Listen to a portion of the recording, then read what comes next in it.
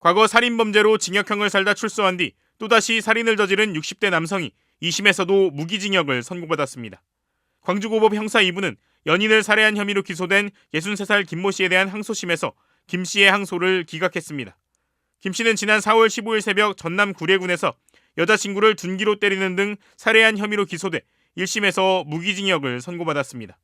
그는 사귀던 연인이 자신을 무시하는 발언을 하면서 헤어지자고 했다는 이유로 앙심을 품고 범행한 것으로 알려졌습니다. 특히 범행 5시간 전 피해자의 자택 잠금 장치를 부수고 침입한 뒤 피해자가 집에 돌아오기를 기다렸고 이후 다투던 중 피해자가 달아나자 쫓아가 범행을 저지른 것으로 조사됐습니다. 김 씨는 2007년에도 살인 범행을 저질러 징역 12년을 선고받았는데 당시에는 제주도에서 동거 중이던 40대를 살해한 혐의로 기소됐지만 살인 고의가 없었다는 주장이 일부 인정돼 이같이 선고됐던 것으로 전해졌습니다. 이후 김 씨는 2019년 만기 출소했는데 5년 만에 유사한 살인 범행을 반복한 겁니다. 재판부는 김 씨의 재범 위험성이 클 뿐 아니라 교도소에서의 교화 가능성도 낮아 보인다며 술에 취해 벌인 우발적 범행에 불과하다고 책임을 회피하고 인명을 경시한 점 등을 고려하면 원심 판결은 정당하다고 밝혔습니다. 김 씨는 항소심에서 무기징역이 선고되자 법정에서 퇴정하며 재판부에 소리를 지르고 항의했다가 다시 법정에 불려와 재판장의 경고를 받기도 했습니다. 평소 후원하던 여성 인터넷 방송인과 만나 성관계를 맺던 중 질식사시킨 혐의를 받는 40대 남성 김모 씨가 징역 25년을 선고받았습니다. 서울 서부지법 형사합의 11부는 살인은 어떤 방법으로도 피해를 복구할 수 없는 중대한 범죄라며 징역 25년과 15년간 전자발찌 부착 명령을 선고했습니다. 재판부는 피해자는 고통 속에 생을 마감했고 유가족은 슬픔을 겪고 있는데도 피고인은 피해 복구를 위해 어떠한 노력도 하지 않았다고 질타했습니다. 또 피해자의 사체를 화장실에 방치하고 계획적으로 유품을 은닉한 점, 피해자를 모독하는 메시지를 보낸 점 등 범행을 반성하고 죄책감을 느낀다는 정황을 도저히 찾아볼 수 없다고 밝혔습니다.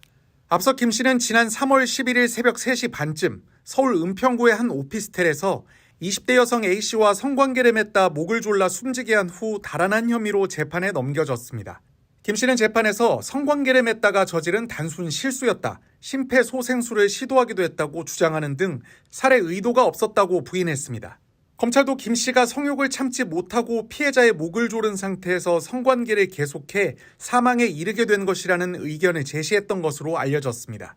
하지만 재판부는 선고 과정에서 유전자 감정 결과 피해자의 몸에선 김 씨의 DNA가 검출되지 않았다며 성관계 주장과 배치된다고 지적했습니다.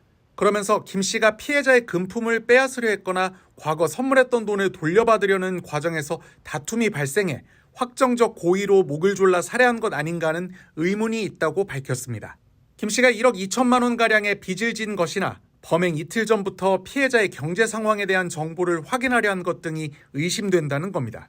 재판부는 또 피해자의 얼굴에서 후두골격 골절 등도 확인됐다며 과거 살인 전과가 있는 김 씨의 고의적 살해 가능성을 제기했습니다. 다만 재판부는 우리는 검사가 공소 제기한 사실에 대해서만 유무죄의 판단을 할 수밖에 없다며 이 같은 원칙에 따라 기소된 사실을 기준으로 유무죄를 판단했다고 밝혔습니다. 지난해 3월 동거하던 40대 여성을 살해한 혐의로 현장에서 붙잡힌 60대 A씨. A씨는 이전에도 인생의 절반에 가까운 29년 8개월을 감옥에서 보냈습니다. 1970년 소년범으로 교도소에 발을 들이기 시작해 그동안 징역형만 15차례 받았기 때문입니다. 특히 2번의 살인과 3차례 살인미수를 저지른 걸로 알려졌는데 이번 범행도 살인으로 12년을 복역한 뒤 출소 1년 2개월 만에 저지른 일이었습니다. 재판에 넘겨져서도 당당한 표정을 숨기지 않던 A씨는 재판장을 향해 검사 체면 한번 세워주게, 사형 집행 시원하게 내려달라거나 부장판사쯤 됐는데 커리어가 있다, 사형 집행도 아직 안 해보셨을 거 아니냐고 조롱하기도 했습니다. 결국 지난해 8월 A씨는 1심에서 사형을 선고받았습니다. 무기징역을 선고하면 가석방 가능성이 열려있어 또 다른 피해자가 생길 수 있다, 가석방의 가능성조차 없도록 영구 격리해야 한다는 이유였습니다. 1심에서 사형이 선고되자 A씨는 웃음을 터뜨리며 일어나 박수를 치고 검사를 향해 욕설을 하며 시원하냐고 외치기도 했습니다. 이후 이어진 항소심. A씨는 계속 검사를 향해 지금이라도 팰 수 있다며 비난했고 재판부에게도 사형을 선고해달라고 꾸준히 요구해왔습니다. 그러나 이 같은 불량한 재판 태도에도 항소심 재판부는 A씨에게 사형을 선고한 1심을 깨고 무기징역으로 감형했습니다. 항소심을 맡은 부산고법 창원재판부는 사형은 누구나 정당하다고 할 만한 특별한 사정이 있을 때만 선고할 수 있다며 기존 사형 선고 사건 중에 전과가 많고 법정 태도가 불량하다는 점 등이 이유가 된 적은 한 번도 없다고 밝혔습니다. 그러면서 말다툼 도중 홧김에 저지른 살인이고 범행 후 도망치거나 증거를 인멸하지도 않았다고 감형 이유를 설명했습니다. 감형을 받고서도 A씨는 나는 사형을 줘도 괜찮고 사형받기 위해 검사에게 욕을 했다고 소란을 피워 제지당하기도 했습니다.